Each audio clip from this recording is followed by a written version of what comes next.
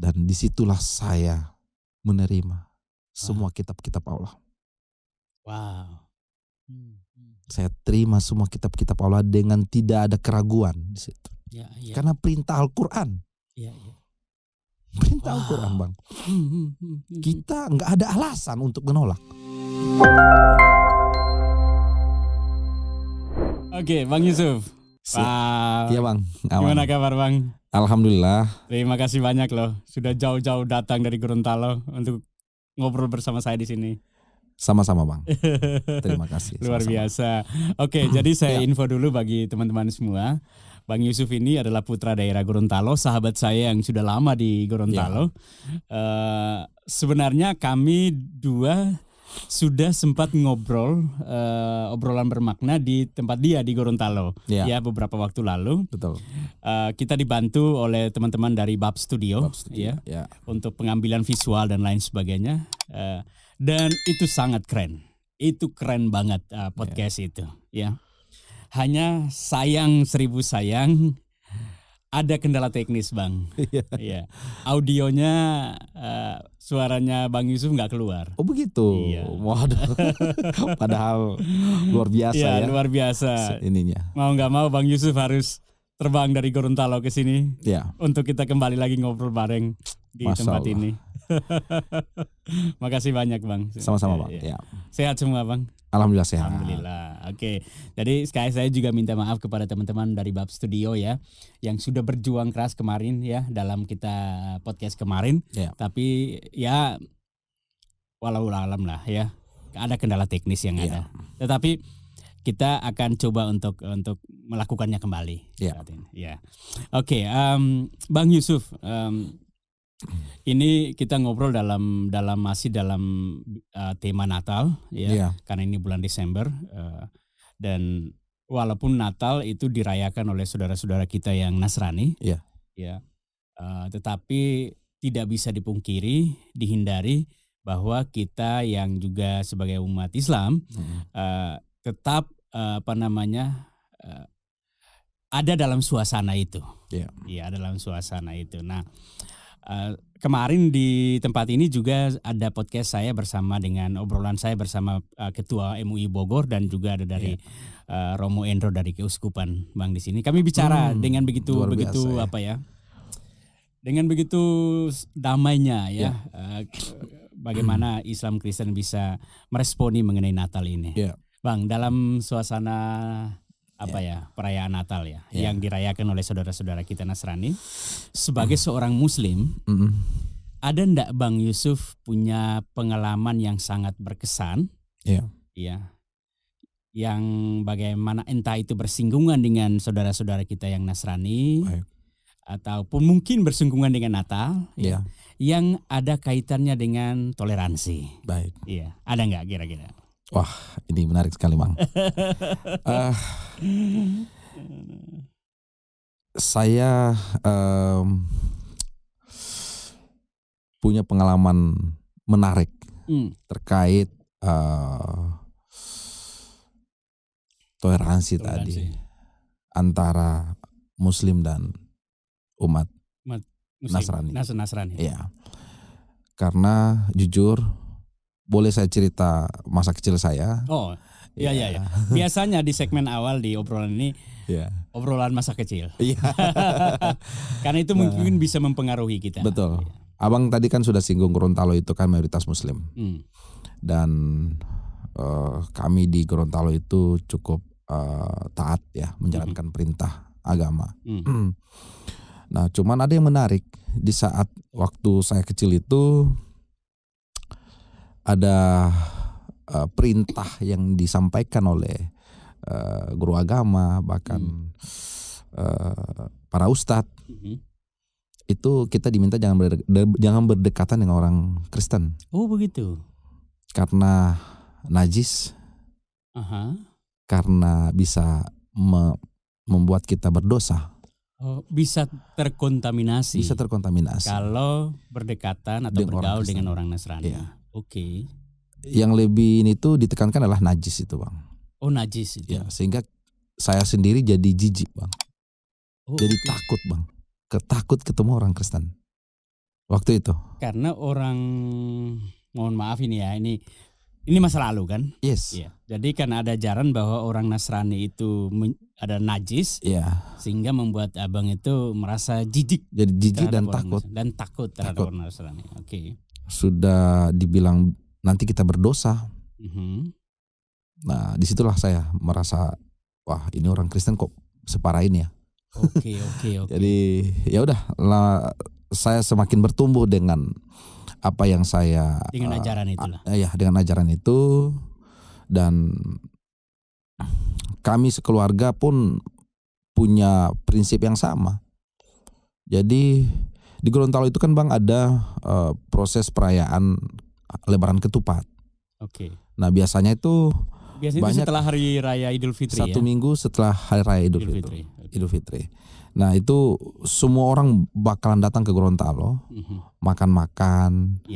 Nah bahkan kalau kita dapati ada orang yang non Muslim, itu kita kasih mereka tempat tersendiri Bang. Oke, jadi di acara itu kita tetap hargai mereka, tapi dia punya tempat tersendiri. Kita kasih tempat tersendiri, dan setelah mereka pulang, bahkan tidak ada yang mau berdekatan dengan mereka Bang. Mereka ambil makanan pun, iya, tidak ada. Itu pengalaman saya waktu di rumah. Ada teman-teman dari keluarga saya, ternyata yang dari Manado kan, itu mereka datang makan, dikasih tempat tersendiri mereka, paling sudut. Nah, habis makan itu mereka pulang, tempat duduk mereka itu dibersihkan dulu, dicuci Bang. Oke. Sampai sebegitu. Iya, dicuci. Karena mungkin ada bekas mereka itu. Iya. Dengan tertanam dalam sebuah prinsip. Iya, ada najis kan. Kenajisan itu. Iya. Dan itu bisa membuat kita terkontaminasi. Oke. Jadi disitulah saya pikir, wah, waduh ini janganlah kita dekat-dekat dengan orang Nasrani lah. Oke.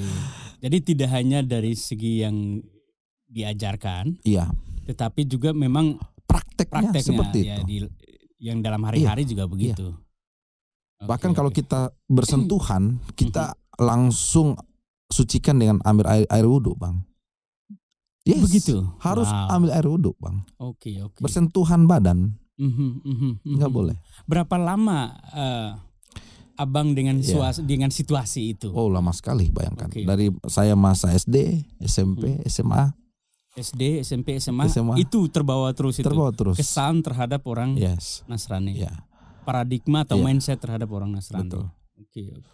Dan suatu saat waktu saya lulus SMA itu saya dapat pekerjaan ke Jawa Timur Bang. Saya merantau ke Jawa Timur. Kebetulan dimana? Di Surabaya. Iya. Okay. Ini menarik. Ceritanya menarik. Cerita abang ini luar biasa menarik. Buat saya terkaget-kaget cuma. Wow. Jadi waktu saya di Surabaya, saya ketemu teman. Dia bilang dia orang Sulawesi. Iya.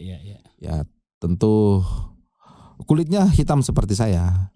Mungkin abang tahu kalau orang Manado kan pasti kulitnya agak terang dan terlihat bahwa dia ini. Manado lah. Iya. Dia kulitnya agak gelap seperti saya. Jadi saya pikir wah ini Muslim mungkin.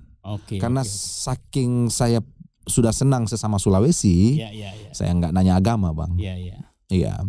Dan dia cukup care dengan saya.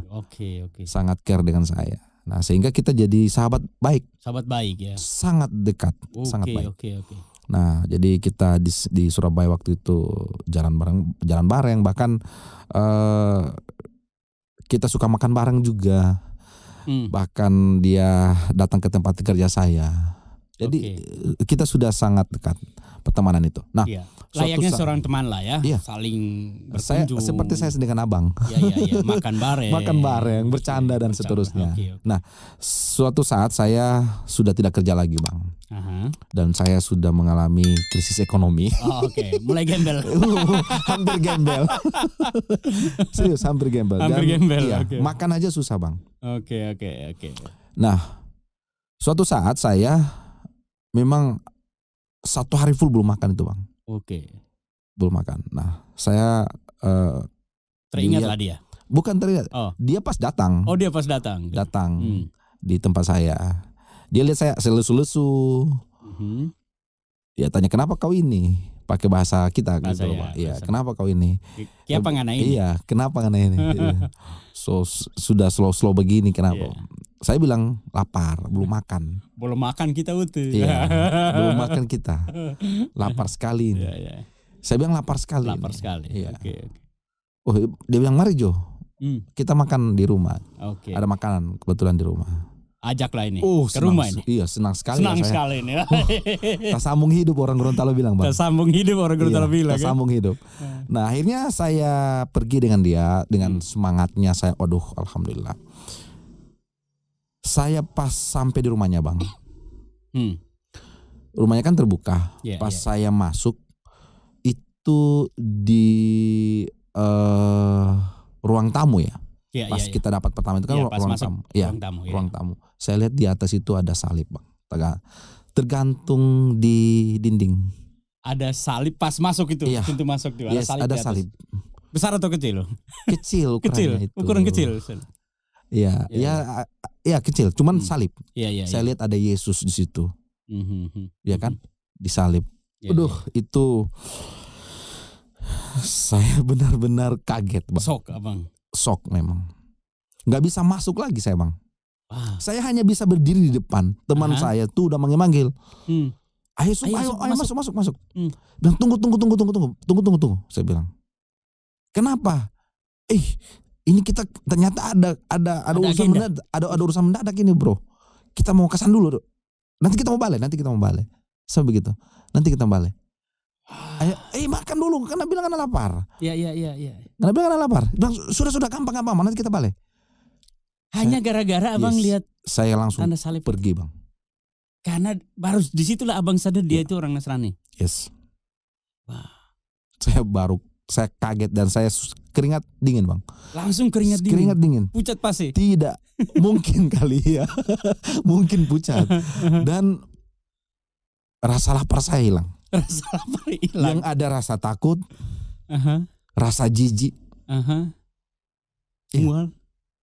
macam-macam. Saya langsung ketakutan. Saya pergi, Bang. Saya tinggalin. Wow, kok bisa sampai sebegitunya ya? Ya itu tadi kan, Bang. Karena kita diminta jangan berdekatan dengan orang-orang Kristen. Wow. Saya disclaimer dulu ya.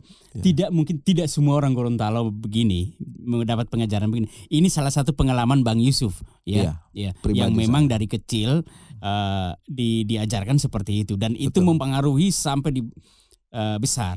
Iya. Sampai saya dewasa dan dari situ saya tidak mau lagi ketemu dia. Sampai saya pindah kos. Saya pergi jauh. Abang pindah kos gara-gara supaya menghilangkan jejak dengan dia. Iya. Dan saya di situ itu saya kan di Perak Barat. Saya pindah agak jauh ke Wonokromo, Bang. Lebih jauh biar dia nggak dapat saya. Biar dia nggak bisa. Biar nggak deteksi lagi. Deteksi kamu, Abang lagi. Wah.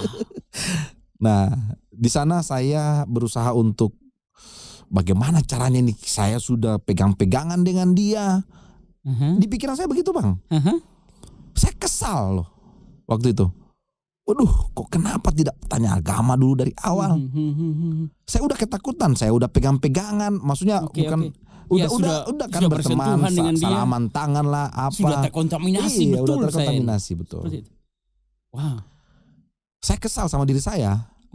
Waduh, saya bilang ini bagaimana caranya ini? Bagaimana caranya saya bisa bersih dari ini semua? Saya bisa terima lagi. Serius? Saya merasa kayak tertolak itu waktu itu. Sampai sebegitu merasa. Yes, sampai merasa begitu. Wah, Islam saya udah memang buruk nih. Udah buruk. Apakah saya ini masih Islam apa enggak gitu loh. Hanya gara-gara berteman dengan orang itu. Kan cukup lama saya komunikasi dengan dia. Berboncengan sama-sama. Padahal tidak bicara agama waktu itu. Tidak. Waktu selama dengan Abang. Tidak pernah bicara agama. Tidak pernah bicara Yesus. Tidak pernah. Tidak pernah bicara agama Kristen. Tidak ada kita singgung-singgung agama. Tapi Abang merasa sangat berdosanya karena berteman dengan dia. Iya. Wah. Nah, kebetulan saya ketemu satu kampung juga, orang Gorontalo. Dia aktif di jamaah. Oke. Jamaah Islamiyah. Jamaah Islamiyah waktu itu. Sekarang sudah dilarang. Oh gitu ya. Enggak, bercanda. Akhirnya saya ikut situ. Untuk ya saya pikir bisa membersihkan ini. Jadi abang ikut lagi satu istilahnya untuk organisasi Islam yang benar-benar konsen dan untuk membersihkan diri abang. Bukan konsen untuk membersihkan diri saya, tapi memang saya lihat pengajaran mereka cukup baik. Di situ ada Habib, ada para ulama ya yang suka kasih kajian. Okay. Nah, akhirnya saya share ke salah satu murid di situ. Dia bilang, saya ini sudah terkontaminasi dengan orang Kristen. Saya udah berteman dengan orang Kristen. Dan saya baru tahu sekian lama ternyata dia orang Kristen. Nah, mereka bilang, udah nggak usah khawatir. Ambil air wudhu saja, fokus sholat, minta ampun sama Allah. Iya bang. Saya sampai sholat itu nangis bang. Sholat saya nangis. Sholat nangis, minta ampun kepada Allah. Hanya gara-gara berteman dengan seorang Nasrani. Iya. Itu. Oke. Dan akhirnya saya pindah kerja. Dari Surabaya saya dapat pekerjaan ke NTT bang. Dapat kerjaan dikirim ke NTT. Nusa Tenggara Timur. Sebelumnya abang sudah tahu belum Nusa Tenggara Timur ini orang-orang seperti apa? Nggak tahu bang. Nggak tahu. Saya sendiri yang dikirim ke sana. Oke. Menarik nih. Lanjut. Iya kan? Nah, saya berangkat ke NTT. Pas saya lihat di pesawat itu ada beberapa 1-2 orang pakai salib gitu. Iyalah bro. Iyalah.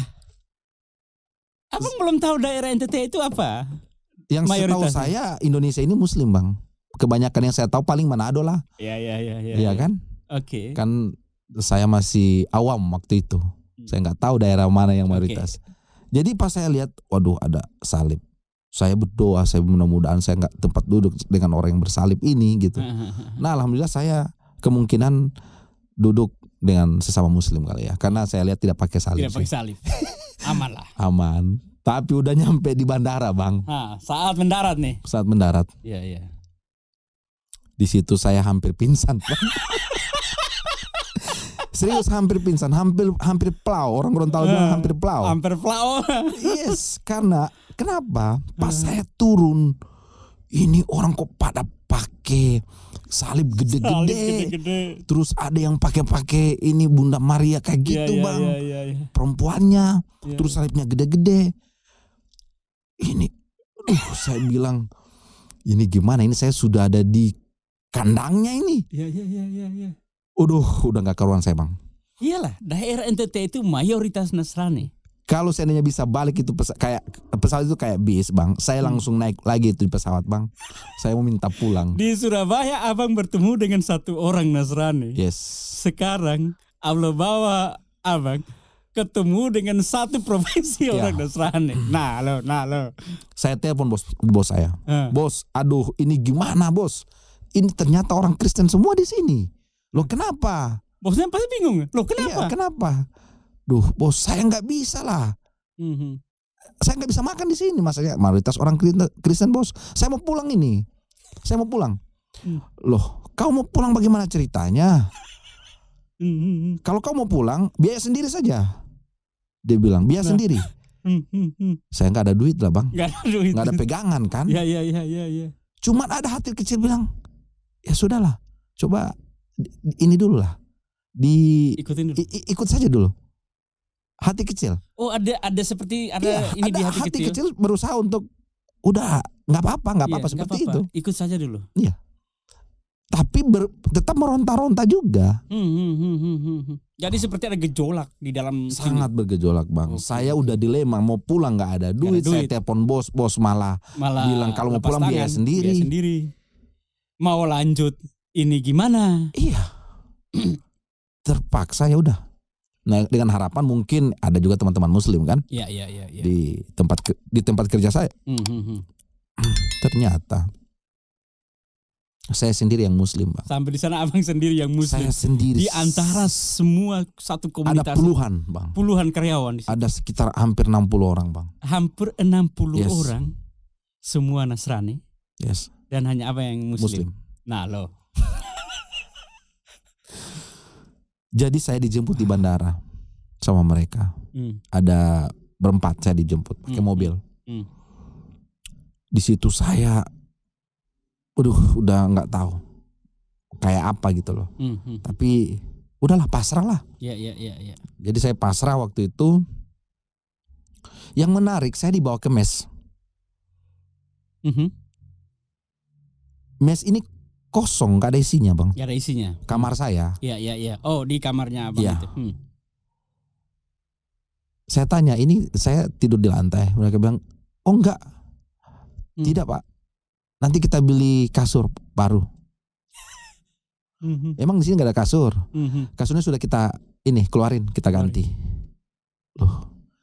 Beli kasur baru, beli gelas baru, beli piring baru, semua serba baru. Sendok baru. Tempat tidur baru. Khusus punya saya. Semua peralatan makan baru. Yes. Khusus untuk. Saya nggak tahu siapa yang setting itu. Akhirnya, ya udah, saya bilang, wah, agak lega sedikit saya. Iya. Agak lega sedikit. Cuman saya nggak makan dari piring yang terkontaminasi. Yes. Cuman saya pikir ini mau mandi bagaimana? Ya. Satu kamar mandi. Yes. Nah, pas waktu itu saya dipanggil makan dulu. Setelah udah habis belanja kita makan. Nah, saya jadi mereka melayani saya itu dengan baik, Bang. Santun sekali, Om. Cara mereka berbicara ke saya itu santun. Iya. Saya bilang, ini orang kayak udah kenal saya dekat sekali gitu. Iya. Sangat santun. Kakak, ayo kita makan dulu, Kakak. Mari makan, Kakak. Mari makan. Seperti itu, Bang. Iya. Saya sampai terharu gitu loh. Maksudnya bukan terharu, maksudnya kayak gimana gitu loh saya. Iya. Dilayani dengan baik. Ya udah, saya makan dengan mereka. Aman ini Kakak makanan ini halal ini. Sampai mereka bilang begitu. Aman ini makanan halal. Karena memang di tempat sari laut. Jadi saya selalu makan di tempat sari laut. Nah, ini yang menarik. Artinya mereka memikirkan apa yang abang pikirkan gitu loh. Iya, jadi apa yang saya khawatirkan. Apa yang saya khawatirkan ternyata dikikis dengan perlakuan mereka ke saya. Okay. Dikikis dengan itu. Iya. Sehingga saya menjadi nyaman. Lama-lama saya menjadi nyaman dengan mereka. Nah, yang paling bikin saya jengkel itu. Apa itu? Saya ini kan jarang sholat, Bang. Walaupun dengan pemahaman ajaran Muslim seperti itu. Yes, saya prinsip seperti itu, tapi jarang sholat. Jarang sholat, Bang. Apalagi subuh, Bang. Kebablas deh. Saya paling malas. Serius. Di sana, Bang, saya jadi taat sholat, Bang. Serius? Saya nggak habis pikir di situ. Yang ngingatin saya sholat teman saya. Yang Nasrani ini? Yes, yang satu mes. Satu mes ini. Dia ingatin saya sholat. Terus saya bilang, seperti apa dia ingatin? Sorry, saya pengen tahu. Iya. Pak Yusuf, udah waktu sholat nih. Dia bilang, tahu dari mana? Iya, ada ajan kan. Memang ada ajan. Iya, cuman saya kedengaran. Saya bilang, Pak Yusuf nggak mau sholat. Ayo sholat dulu. Iya. Hargai agamanya Pak Yusuf. Hargai agamanya Pak Yusuf. Sholat dulu. Yes. Dia Nasrani. Yes. Saya bilang kalau saya nggak sholat berarti saya nggak menghargai agama saya. Sampai gitu, Bang. Itu yang bikin saya jengkel sebenarnya. Tapi menarik. Subuh tidur enak-enak. Dibangunin diketok pintu. Diketok. Jengkel loh. Bang Yusuf bangun sholat. Yes. Begitu. Hati nggak ada niat sholat sebenarnya kan. Cuma karena ini orang Nasrani nih yang minta saya untuk menghargai agama saya, sholat. Di situ saya merasa, waduh, ini tidak pernah saya dapat di keluarga saya, Bang. Serius. Jadi mereka menunjukkan hal yang luar biasa ke saya. Menunjukkan perhatian, kasih sayang, kasih sayang yang sangat tulus. Nggak ada tendensi apapun gitu loh Bang. Nggak ada tendensi. Dan saya nggak pernah dapat di keluarga saya. Sorry Bang, kalau karena abang bilang nggak ada tendensi apapun, saya ingin sedikit gali. Ya. Kan di Islam itu kan dikenal bahwa maaf ya. Ada ayat mengatakan bahwa orang Nasrani itu nggak akan pernah senang sampai kita umat Islam itu ikut ajaran mereka. Apakah abang saat itu nggak merasa ini sebuah trik dan intrik untuk bagaimana menarik simpati supaya abang bersimpati dengan apa yang dilakukan, supaya setelah itu abang bersimpati, wah ternyata agama Kristen ini baik, dan akhirnya abang masuk? Enggak ada Bang. Bahkan saya diminta menghargai agama saya. Wow. Hargai agamanya Pak Yusuf. Dan abang nggak merasa ada upaya untuk menarik abang? Malah saya merasa menjadi Islam, benar-benar Islam di situ Bang. Wow. Nggak ada saya merasa mereka ada udang di balik batu seperti itu. Mungkin ya. Nggak ada hidden agenda di situ. Nggak ada. Karena saya merasakan ketulusan mereka melayani saya itu dengan kasih sayang. Abang merasakan langsung Bang. Karena kalau tidak tulus pasti kita bisa merasakan. Yes. Hati nggak bisa dibohongi. Yes. Memang saya rasakan. Abang merasakan sebuah ketulusan, pertemanan, persahabatan dari mereka yang luar biasa. Yang nggak pernah saya dapat sama keluarga saya Bang. Keluarga saya, keluarga dekat Bang, keluarga. Wah. Apa yang terjadi setelah itu Bang? Karena tadinya kan abang punya satu paradigma yang luar biasa bertolak belakang dengan orang. Di situ saya menerima orang Kristen. Wow. Saya dengan lantang menerima orang Kristen Bang. Saya benar-benar minta maaf sama Allah. Wow. Yes, saya minta maaf sama Allah. Yang tadinya mereka bilang orang Kristen itu bla bla bla bla bla bla itu Bang. Semua hal yang buruk, najis. Semua hal yang buruk. Yang saya lihat dengan mata kepala saya sendiri, dengan hati saya rasakan sendiri. Tidak ada Bang. Wow. Najisnya di mana? Berdosanya di mana? Mereka baik sekali. Saya enggak sholat jadi rajin sholat. Loh, aku pikir mana? Ya. Bagaimana saya bisa jijik dengan mereka? Padahal saya enggak pernah baca Al-Quran Bang. Saya enggak dapat ajaran menerima orang Kristen itu dari Al-Quran.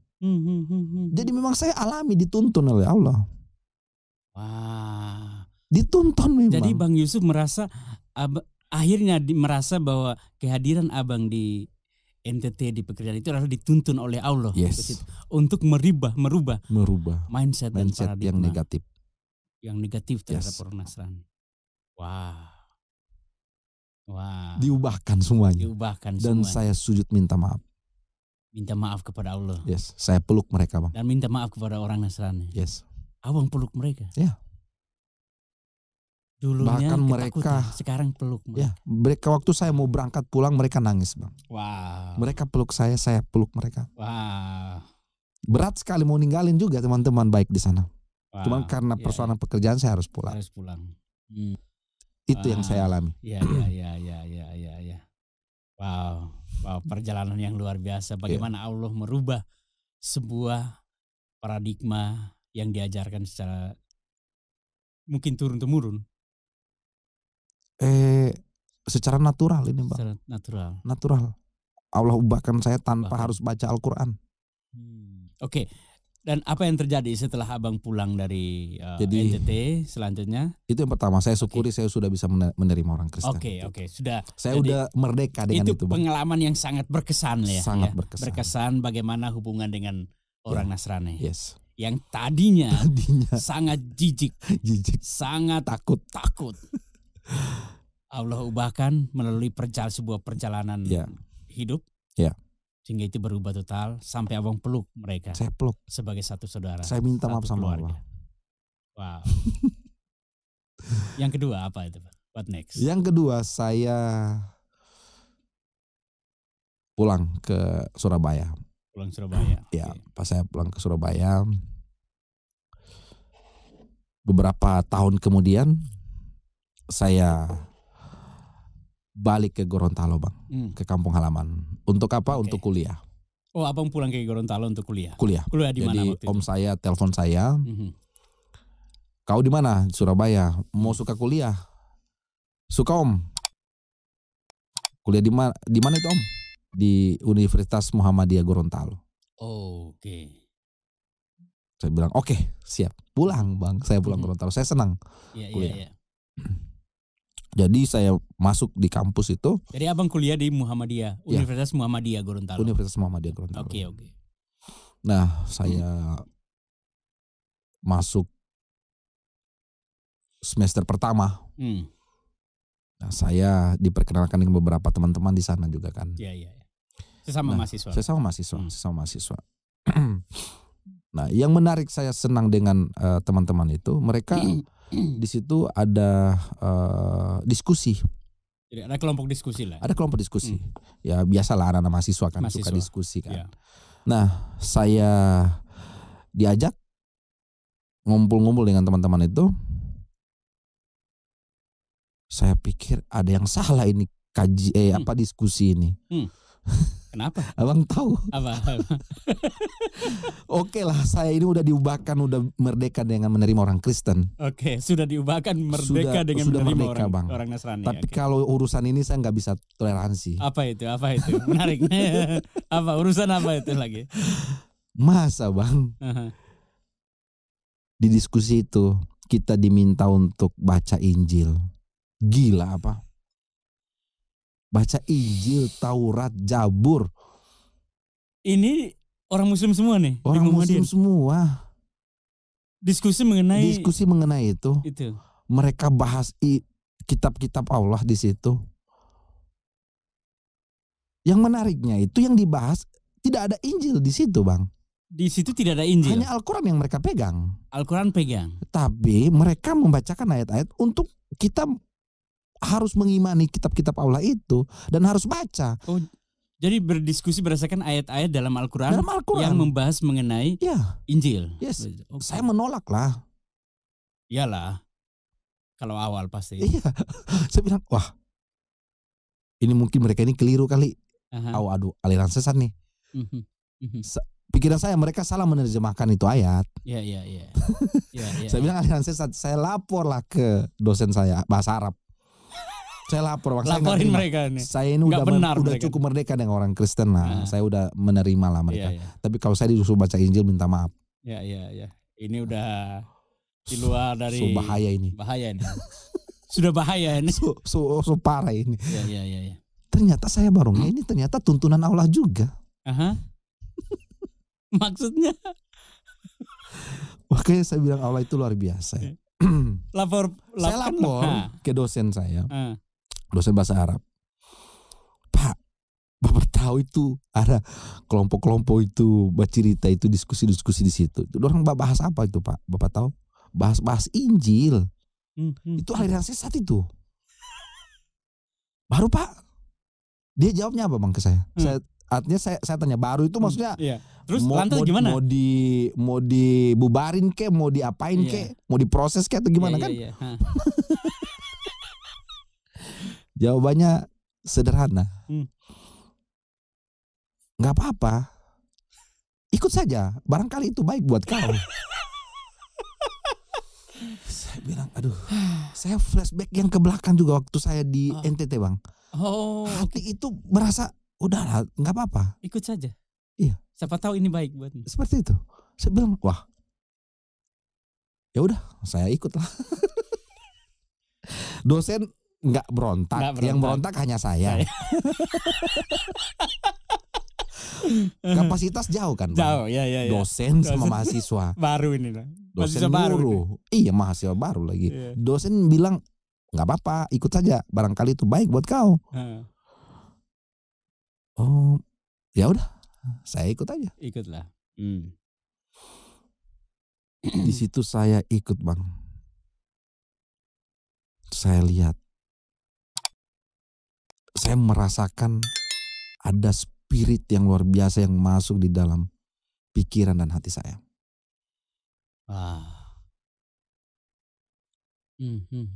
Luar biasa. Jadi dan spirit itu yang membawa saya ada di titik ini. Ini berkaca-kaca loh dia. Iya. Seperti itu. Hebat. The best pokoknya, terbaik Allah itu. Jadi kalian belajar ayat-ayat Quran. Iya.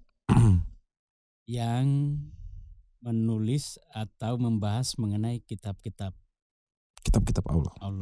Kitab-kitab Allah. Jadi apa yang Abang pahami setelah belajar bersama, berdiskusi bersama kitab-kitab Allah dari yang bersumber dari Al-Quran? Jadi di dalam Al-Quran itu kan dikatakan kita harus jangan dulu masuk ke Al-Quran ya. Kita masuk kepada rukun iman aja. Rukun iman kita ini kan mengatakan bahwa kita harus beriman kepada kitab-kitab Allah.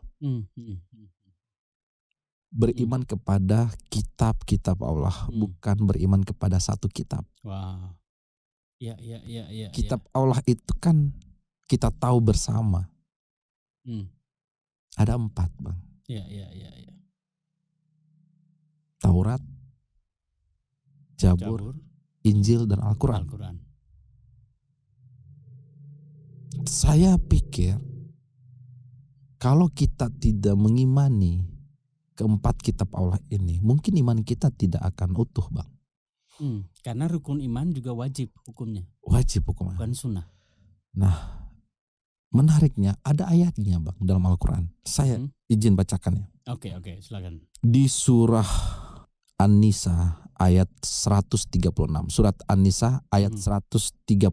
Oke. Wahai orang-orang yang beriman, tetaplah beriman kepada Allah dan Rasul-Nya, dan kepada kitab yang Allah turunkan kepada Rasul-Nya, serta kitab yang Allah turunkan sebelumnya. Barang siapa yang kafir kepada Allah, malaikat-malaikatnya, kitab-kitabnya, dia bahasanya, penegasannya, rasul-rasulnya, dan hari kemudian. Ini kan berbicara rukun iman, Bang. Rukun iman semua ini. Maka sesungguhnya orang itu telah sesat sejauh-jauhnya. Di situ, Bang, saya merinding, Bang. Saya istighfar di situ. Saya udah laporin ke dosen dengan harapan ini biar dibubarin. Tapi ternyata dampaknya positif buat saya. Jadi kalau tidak beriman kepada rasul-rasul, kepada kitab-kitabnya, hari akhir, maka akan sesat sejauh-jauhnya. Kalau sesat, Bang, kita mungkin bisa pulang. Tapi ini Allah mengatakan di dalam surah An-Nisa ayat 136, sesat sejauh-jauhnya. Sesat sejauh-jauhnya. Sangat jauh, Pak. Nggak bisa pulang, Bang. Dan disitulah saya menerima semua kitab-kitab Allah. Saya terima semua kitab-kitab Allah dengan tidak ada keraguan di situ. Karena perintah Al-Quran. Perintah Al-Quran, Bang. Kita nggak ada alasan untuk menolak. Karena ini perintah Al-Quran. Yes. Ada ayat berikut penegasannya. Silakan kalau mau di surat Al-Maidah. Silakan kalau mau share. Ayat 68. Al-Maidah ayat 68. So ini ayat-ayat yang Abang pelajari. Yes. Oke. Katakanlah, wahai ahli kitab, kamu tidak dipandang beragama sedikit pun hingga kamu menegakkan ajaran-ajaran Taurat, Injil, Al-Quran yang diturunkan kepadamu dari Tuhanmu. Tidak dipandang beragama sedikit pun apabila tidak menegakkan ajaran Taurat, Injil, Al-Quran. Saya hela napas, Bang. Saya bilang, Masya Allah, minta maaf ya Allah. Jadi dari situ saya berpikir ternyata kita ini kan selama ini hanya Al-Quran saja, Bang. Dan kita nggak mau menerima kitab-kitab Allah sebelumnya. Ya. Dari ayat ini saya belajar tidak ada yang namanya kitab orang Islam, tidak ada yang namanya kitab orang Nasrani, kitab orang Yahudi. Yang ada kitab-kitab Allah. Wow. Untuk semua umat manusia. Wow. Tidak ada yang namanya kitab orang Nasrani, orang Islam, kitab orang Muslim, ya, kitab orang Yahudi. Yes. Yang ada adalah kitab-kitab Allah atau kitabullah, ya, yang diturunkan oleh Allah, ya, kepada umat-umatnya. Yes. Entah itu umat Nasrani, yes, umat Muslim, ya, ataupun umat Yahudi, yes, atau siapapun dia. Ya. Wah, luar biasa Bang Yusuf, luar biasa. Dan itu yang mengangkat saya, bukan mengangkat, yang menjadikan saya berada di titik sekarang. Mungkin kalau saya berada di paradigma yang lama, saya nggak tahu kehidupan saya seperti apa. Saya merasa merdeka, Bang. Oke. Merdeka. Merdeka dalam hal apa? Dalam hal spiritual. Wow.